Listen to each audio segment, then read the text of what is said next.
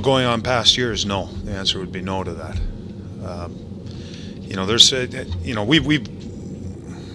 our success last year, and I think the previous year to that was, we had struggles in a lot of areas. And one of them was scoring goals. But there's something with our group. Maybe it's our young guys being a year older, having a little bit more experience, feeling more comfortable.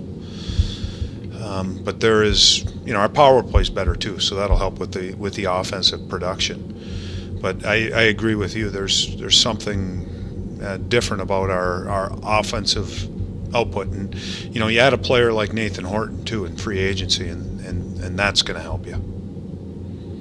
Does the win streak register with you in any way? Is it a landmark, a benchmark? Does it raise the bar in any sense? No, nothing for me.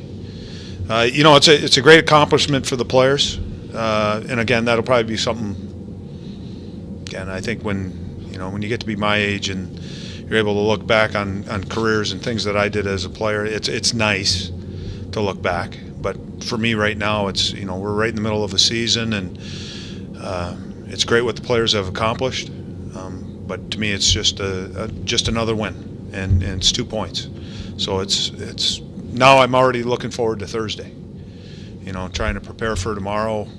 What do we want to do tomorrow? And that's how your mind works as a coach. It's as soon as the game ends, what do you need to do tomorrow to get ready for Thursday? Where were you at with your club? How did you think you were playing before the 2 goals there late in the second? I thought we were playing okay at that point. Penalties early in the first. I'm trying to think of the right word for it, but I think it took any kind of, if we wanted to start a game and create some momentum with some energy, for the fans to get into the game, it didn't help. I looked up and there was 15 minutes on the clock, and it was our second penalty kill of the game, and they were both retaliatory penalties. And Umby took a hit, and Joey responds to it, but Matty off the face-off. Those are penalties you have to try to avoid in going forward. To have success at this league, we can't be reacting to what other teams are doing. What we'd like to do is have them react to us. But I think once we got through that stretch, I think we started to play a little bit better. I didn't mind our second period. It was a tough goal to give up, I think, after having some good chances in their zone. But obviously we finished the period on a high note. It was another slow start tonight. Recently, last few games have been kind of slow starts, but yet the team's finding a way to win. As a coach, do you look at that and say that's the confidence in the room or the confidence of the group that they're finding that way to win each and every night? No, it's finding ways. And we might have started a little slow, I think, penalties, but you have to give LA some credit too. The way that they play, they're a big team, they skate, and they check. They do a really good job, and so that's just the way that the game was going. I thought, it was a game of chess a little bit as far as not giving up a lot. They weren't giving up a lot. We weren't giving up a lot. It was the way the game was going.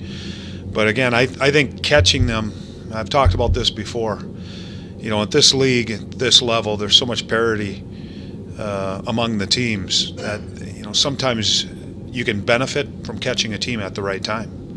And this was the end of a long road trip for them. And I'm not trying to discredit our guys and what they did tonight. But there is something to be said about when you catch a team and catching them at the right moment. And I think we caught these guys at a good time tonight. And we were able to benefit from that because I think they started to run out of gas. And some of that had to do with how we were managing the game through the first period and the second period by grinding it down low and making them come full 200 feet. We did a good job with that. We managed that part of the game well. And I think it paid off late in the second period and paid off in the third period.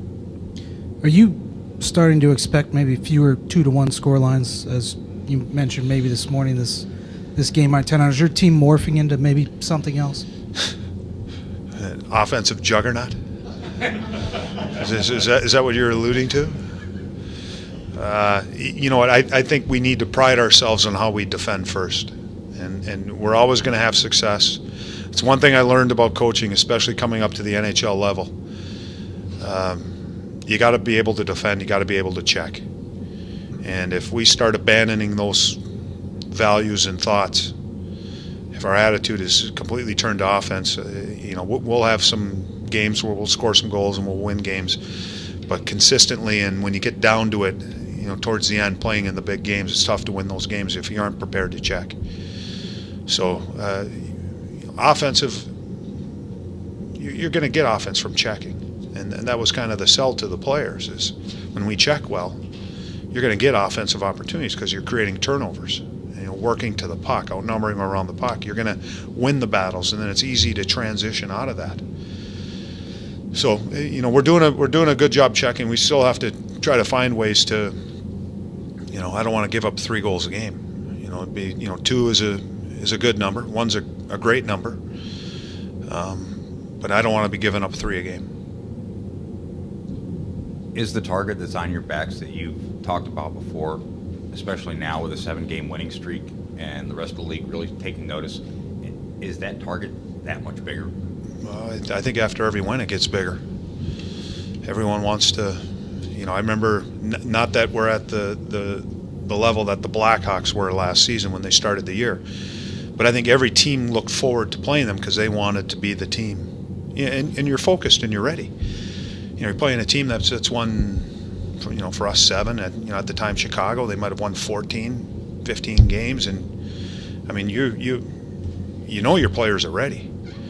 All they have to do is take a look at the standings and the record, and I know now that the things are starting to get written about us. People are starting to talk about us, and it's not just people in here. It's the league, and it's credit that's well deserved to our players because they put in the hard work.